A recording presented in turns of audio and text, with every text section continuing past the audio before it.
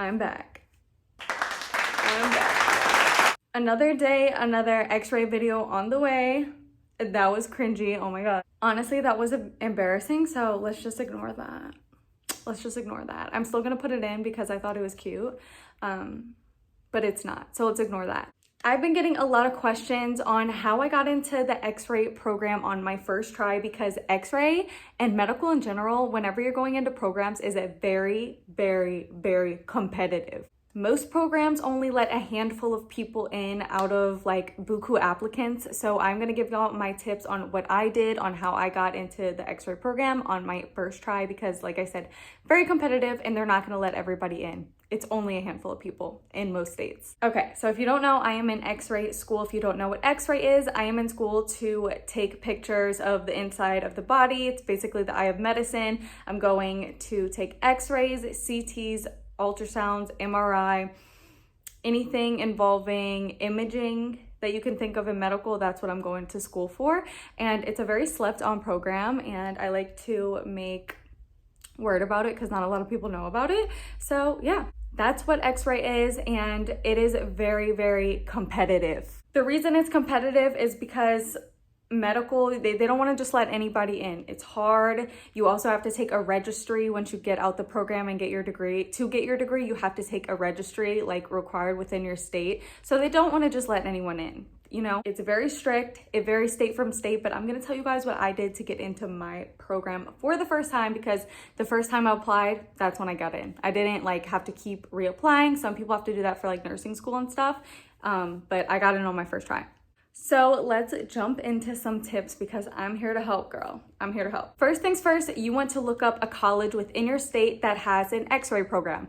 Duh. Not all colleges have x-ray programs. It's not as popular as nursing would be. So look up within your state a college that has an x-ray program. It's not that easy. You're not just gonna apply to the program. You have to get accepted to the program. So once you do that, you go on your school's website and look up the program. And once you do that, you can either meet with a counselor, which I did. So I met with my counselor and she gave me the rundown, printed out a bunch of papers for me on that program about all the prerequisites that I needed for the program. If you don't like to like go in person, which I do suggest, go talk to a counselor and they will literally give you like step by step on what to do to get into that program. But if you don't like doing that, some people don't like that, you can literally go on a school's website, go to the program on the website, and it literally lists all the prereqs and all the things that you need to get into the program. I did both. I talked to a counselor and I also looked up on the website and like printed it out.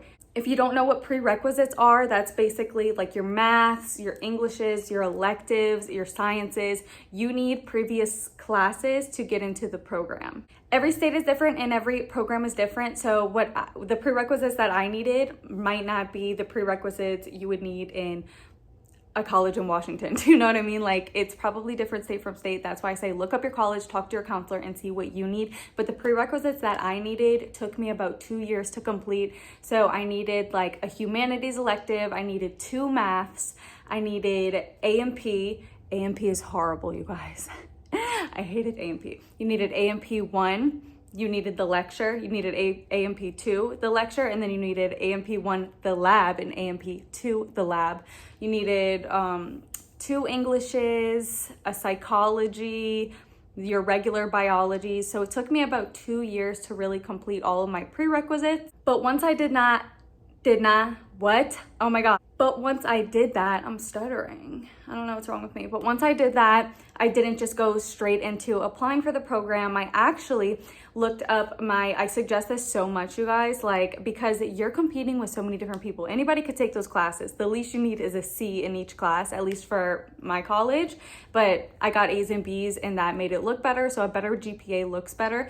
But what I suggest so much besides getting those prereqs is go to your local hospital and see if they're accepting volunteers. And if they are, go volunteer in the x-ray department at your local hospital. I cannot stress this enough. Volunteering and getting that experience in the x-ray department, you don't even do anything. You literally volunteer and you can go for however many hours and just kind of like shadow and just watch. And it's gonna look so good on your record because they're gonna be like, oh my gosh, that person's really trying. That person has a little bit of experience and knows what they're getting themselves into. So it just looks super good on your half and very professional, and I couldn't fathom this enough. So that's what I did. So I got all my prereqs and then I went into volunteering. I got about 30 hours. I think I spent like 1 week. I dedicated like 1 week after I finished all of my classes, just volunteering every day and getting those hours.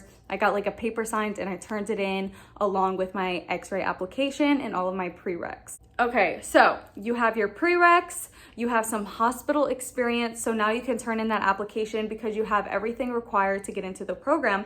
But another thing that I do suggest is, I live by this, it's all about who you know. I didn't do this, but if you know someone that is already in the program, message them, get your name in the door, okay? Like, it's all about who you know.